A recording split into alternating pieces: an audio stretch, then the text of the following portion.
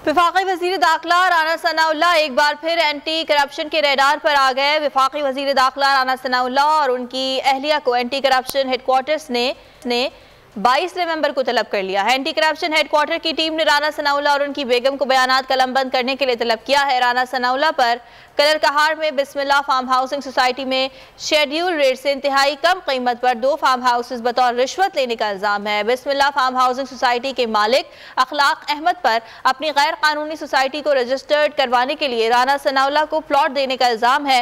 राना सनाउल्लाह अपनी अहलिया नबीला सनाउल्लाह के हमरा बतौर वज़ीर कानून बिस्मिल्लाह हाउसिंग सोसाइटी के इफ्तिताही तकरीब में शरीक हुए। एंटी करप्शन रिपोर्ट के मुताबिक दोनों प्लॉट्स राना सनाउल्लाह की।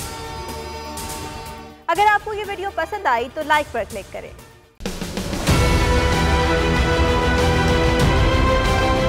बोल ने हमेशा हक और सदाकत का साथ दिया, सच के साथ खड़ा रहा। हम हैं मिसाल अब्र, मगर इस हवा से हम डर कर सिमट ही जाएंगे, ऐसे भी हमने। बड़ी मुश्किलात, बड़े बड़े चैलेंजेस, सिर्फ बोल खड़ा रहा, बोल डटा रहा।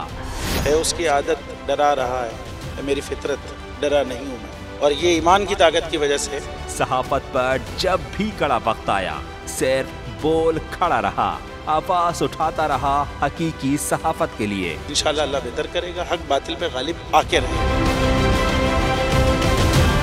बोल को है जरूरत अवाम के दुआओं की। होगा आई लव बोल। बोल को वेलकम कहता आजादी मार्च के लिए मैं बोल को मैं दाद देना चाहता हूँ। बहुत अच्छी कवरेज की है, ये मार्च की तो जबरदस्त कवरेज की, बोल की प्रॉब्लम सबसे बेस्ट। इजहार आसाती के लिए, पाकिस्तान के लिए, पाकिस्तानी अवाम के लिए।